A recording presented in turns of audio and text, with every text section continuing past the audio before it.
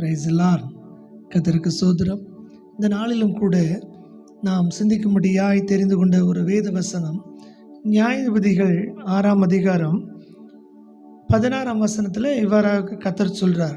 அதற்கு கர்த்தர், நான் உன் கூட இருப்பேன்.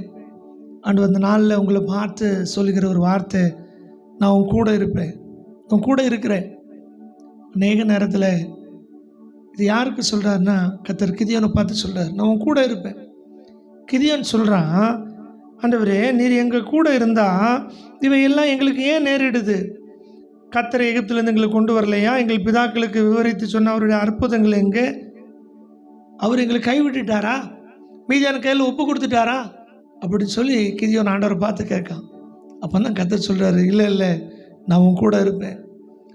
ஒரு மனிதனை முறியடிக்கிறது போல நான் மீதியானரை முடியிருப்பேன்னு சொல்லி கர்த்தர் சொல்ல. இந்த நாளில் இது சத்தத்தை கேட்டுக்கொண்டு இருக்கிற அன்பான தேவ பிள்ளைகளே, ஆண்டவர் உங்களுக்கு சொல்கிற ஒரு வாக்கு, நான் உன் கூட இருக்கிறேன். அநேக நேரத்தில் நான் எவ்வளோ நல்லா ஜெபம் பண்ணேன், நல்லா பைபிள் வாசித்தேன், ஊழியர்களுக்கெல்லாம் நல்லா செஞ்சேன், ஊழியம் செய்கிறேன், நான் ஏன் எனக்கு என் வாழ்க்கையில் பிரச்சனை போராட்டம் நீங்கள் நினைக்கலாம். ஆனால் கர்த்தர் சொல்கிறாரு, நான் உன் கூட இருக்கிறேன். ஒருவேளை அநேக நேரத்தில் தோல்வி போல காணப்படலாம், பிரச்சனைகள் போல இருக்கலாம். இந்த மீதியானர் கையில் ஆண்டவர் ஒப்பு ஏன் செஞ்சார் அப்படின்னா, அதில் ஒரு வார்த்தை போட்டிருக்கு. நியாயாதிபதிகள் 6ஆம் அதிகாரம் 11ஆம் வசனத்தில் ஆண்டவர் சொல்ல, 10ஆம் வசனத்தில், நீங்களோ என் சொல்லை கேளாமல் போனீர்கள் என்று கர்த்தர் சொல்கிறார். அநேக நேரத்தில் ஆண்டவர் சொல்கிறார், இது செய்யாத, இப்படி செய், இந்த காரியத்தை செய்யாத, இல்லை இந்த காரியத்தை செய்யின்னு சொல்லி ஆண்டவர் சொல்கிறாரு. ஆண்டவர் சொல்கிறாரு, நிறைய நேரத்தில் நீ என் சொல்ல கேட்கல. அன்பானவர்கள், இந்த நாளில் இந்த சத்தத்தை கேட்டுக்கொண்டிருக்க பிள்ளைகளே, ஆண்டவர் உங்கள்கிட்ட விரும்புகிற காரியம் அவருடைய சொல்ல, அவருடைய ஆலோசனையை நீங்கள் தள்ள வேண்டாம். அவர் சொல்கிறபடி செஞ்சு பாருங்க. நிச்சயமாக சொல்கிறேன், கர்த்தர் உங்களை ஆசீர்வதிப்பார். உங்கள் கூட இருக்கிறார், அதை நீங்கள் உணர்ந்து கொள்ள முடியும். ஆண்டவர் செஞ்சாரான்னா செஞ்சார். ஆண்டவர் கொடுத்த வாக்குத்தத்தின்படியே ஒரே ஒரு தூதனை அனுப்பினார். இருக்கிற எல்லா கிட்டத்தட்ட சேனைகளையும் கர்த்தர் முறியடித்தார். கர்த்தர் இஸ்ரவேல் ஜனங்களுக்கு வெற்றியை கொடுத்தார்.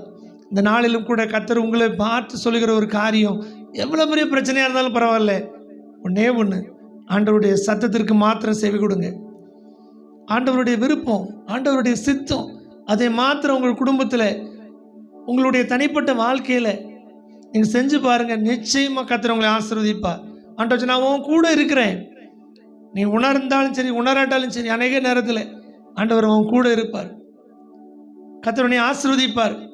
தாவீது சொல்றார், நான் கர்த்தர் என்னோ கூட இருக்கிறார், நான் மரண இருளில் பள்ளத்தாக்கில் நடந்தாலும் நான் பயப்பட மாட்டேன், ஏன்னா ஏசப்பா என் கூட இருக்கிறான்னு சொல்லி தாவீதுக்கு ஒரு நம்பிக்கை உண்டு.